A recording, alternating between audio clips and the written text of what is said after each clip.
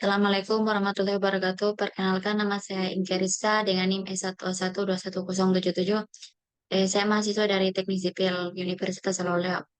Akan mempresentasikan ujian proposal dari II Nandariska dengan NIM S111-19005 dengan judul proposal pengaruh penambahan fly ash terhadap nilai koefisien permeabilitas tanah pasir atau variasi derajat kejenuhan 40%, 80%, dan kepadatan relatif 50%.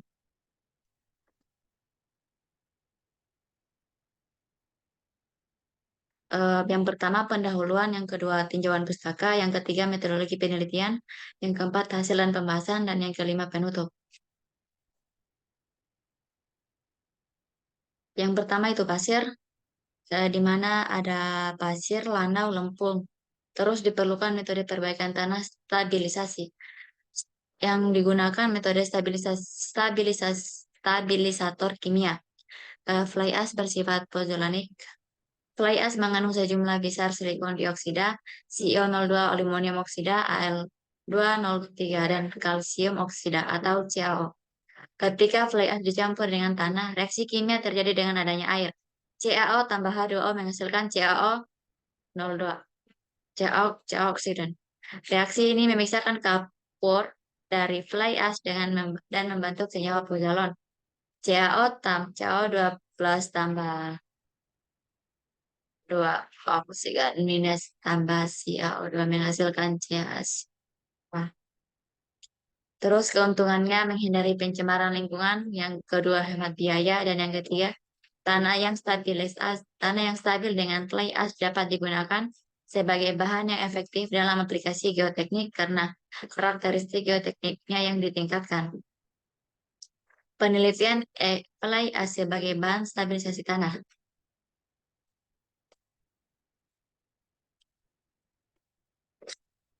eh, Penelitian terdahulu mengenai stabilisasi pasir dengan fly ash yang pertama ditulis oleh Simatupang pada tahun 2020 dengan judul penelitian The Mechanical Properties of Fly Ash Stabilized Sands, yang dimana bahan stabilisasi yang digunakan pasir halus senilai 0,075 sampai 0,25 mm dan pasir kasar senilai 0,6 sampai 2 mm dan fly ash nitasa PC dari 50 sampai dengan 0,037 mm. Parameter yang digunakan FA 5% sampai 30%, interval 5%, DR 50%, SR 30%, 50%, dan 100%, CT 7, 14, 8, 56 hari. Pengujian yang diteliti kuat tekan bebas, kuat geser langsung. Terus kesimpulan yang ditulis oleh Simatupang, ditemukan bahwa sifat mekanika UCS dan DSS dari pasir yang distabilkan dengan FA meningkatkan dengan meningkatnya kandungan FA dalam spesimen dan waktu para pembaharan, tetapi menurunkan dan meningkatkan ukuran butir, derajat kejenuhan, dan contact of fine. Hasil penelitian menunjukkan bahwa pasir yang stabilisasi fly ash membutuhkan waktu dari 1 bulan untuk mencapai kinerja optimalnya dalam hal mengikat partikel pasir. Yang kedua, penulis oleh Minton Simatupang pada tahun 2020 yang ditulis judul penelitiannya Effect Defense of Lower Saturation Oxidation Shear Strength of Stabilization with SPS. Beban stabilisasi yang digunakan pasir dari 50 0,18 mm, fly ash dinitasa IPC dari 50 0,030. Terus parameter yang digunakan sama seperti Simatupang tadi, FA 5% sampai 30%, interval 5%, GR 50%, SR 30%, 100%, dan CT 7, 14, 28, 56 hari. Pengujian yang dilakukan kuat geser langsung. Kesimpulan yang disimpulkan oleh Minton Simatupang ini, presentasi fly ash yang lebih tinggi yang dicampur dalam spesimen menghasilkan sapel yang lebih kuat dan partikel pasir stabilitas yang lebih besar. Secara langsung dikaitkan dengan meningkatnya kekuatan sapel yang lebih kuat juga diproduksi pada waktu kurang lebih tinggi dan saturasi yang lebih rendah. Stabilisasi pasir dengan fly ash efektif selama dan setelah stirring. Terus yang ketiga tulis oleh Laode Muhaimin dan Minton Simatupang pada tahun 2020 Judul penelitiannya, sifat-sifat mekanika material komposit berbahan dasar, fly ash, dan pasir halus. Bahan stabilisasi yang digunakan, pasir 0,3 sampai 0,075 mm, D50 0,28, fly ash nitanasa tipe C D50 0,45%. Parameter yang digunakan sama seperti parameter sebelumnya. Pengujian yang dilakukan kuat tekan bebas dan kuat geser langsung. Kesimpulan yang disimpulkan oleh penulis ini, hasil menunjukkan bahwa kuat tekan bebas dan kuat geser material komposit meningkat seiring dengan penambahan fly ash dan massa kuring.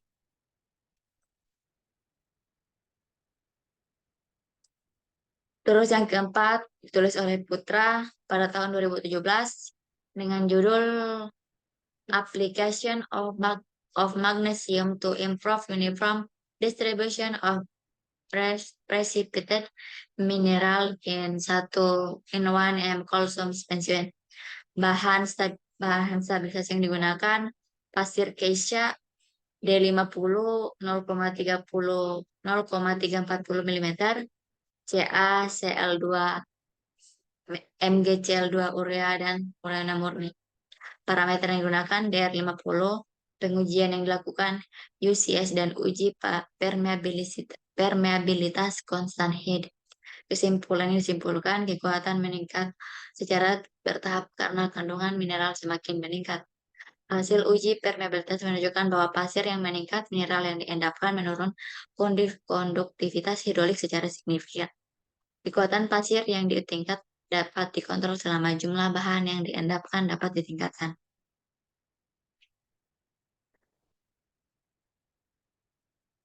Itu tadi penulis sifat hidrolik pasir yang sesuai dengan fly ash.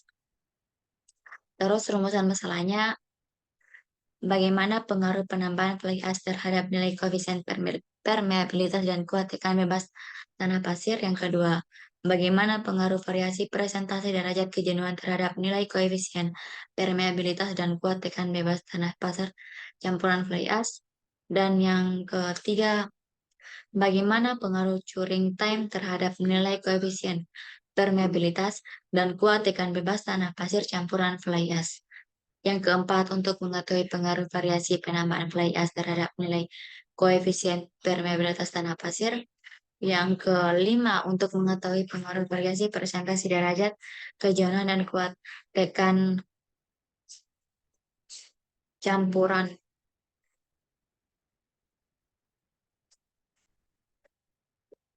Dan yang keenam, untuk mengetahui pengaruh curing time terhadap nilai koefisien permeabilitas dan tujuan tekan bebas dan pasir.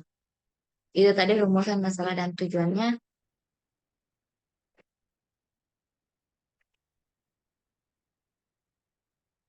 Yang kedua, tinjauan pusaka. Yang pertama, klasifikasi tanah. Kedua, tanah. Yang ketiga, komposisi tanah. Yang keempat, kepadatan relatif. Yang kelima, stabilisasi tanah. Yang keenam, fly ash. Yang ketujuh, permeabilitas tanah. Yang kedelapan, kuat tekan bebas. Yang ke-9, waktu curing. Jadi metodologi penelitian yang digunakan Laboratorium Mekanika Tanah Fakultas Teknik Universitas Galileo pada kegiatan studi pustaka dan penyusunan metodologi penelitian pada minggu pertama dan yang kedua, terus seminar proposal pada minggu kedua, persiapan alat dan bahan pada minggu ketiga, pengujian karakteristik pada minggu keempat Desember, terus lanjut ke Januari pada minggu pertama, mix desain pada minggu kedua. Metodologi penelitian yang digunakan, yang pertama bahan pasir pohara, yang kedua air, yang ketiga fly ash dari PT Nitenasa. Pengujian karakteristik dan pengujian. Pengujian analisis jaringan pasir dan fly ash berdasarkan SNI ASTM C136 sampai 2020, tahun 2012. Terus berat jenis dan penyerapan agregat halus pasir berdasarkan SNI 1964 tahun 2008. Berat isi agregat berdasarkan SNI 034804 pada tahun 1998, gradasi pasir SNI 03 pada tahun 1990, pemadatan modified Forster test permeabilitas berdasarkan ASTMD 2034 dan UCS SNI 3638 tahun 2012. Metodologi penelitian berdasarkan karakteristik bahan, analisa saringan pada grafik pasir sama dengan 0,425 sampai 0,075 mm, gradasi pasir agak halus, D10 sama dengan 0,17, D30 sama dengan 0,38, dan D60 sama dengan 0,62 mm. CU-nya 3,647 dan CC-nya 1,370. Terus berdasarkan diameter butiran, analisis diameter butiran, ukuran butiran rata-rata fly ash jauh di bawah pasir halus, lebih dari 50% mineral fly ash yaitu 75-57% lolos. Saringan nomor 200.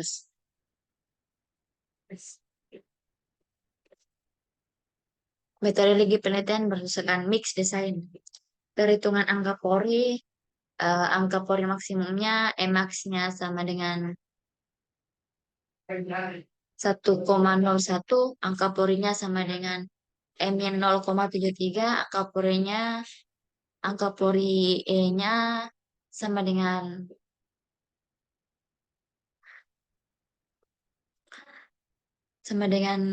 MD 367,40 gram per sentimeter kubik.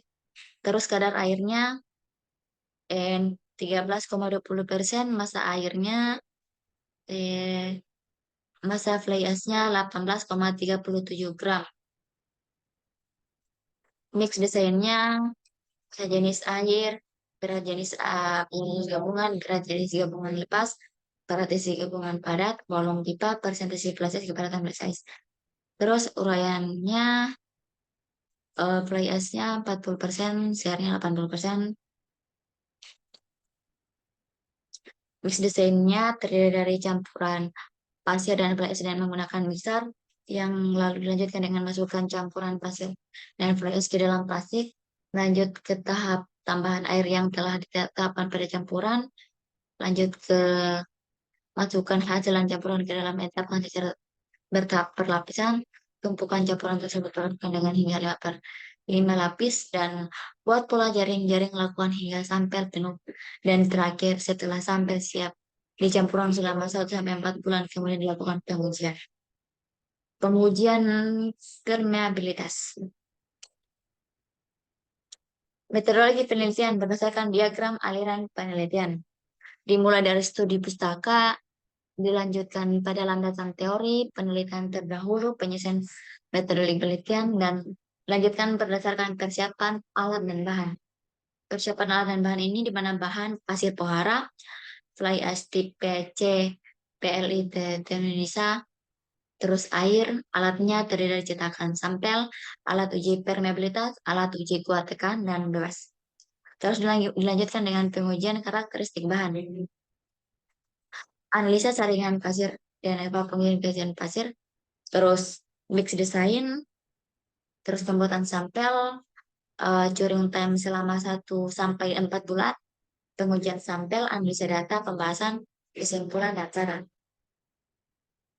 Oke, sekian dari presentasi saya. Saya tutup dengan ucapan wabillahi taufiq wal hidayah. Wassalamualaikum warahmatullahi wabarakatuh.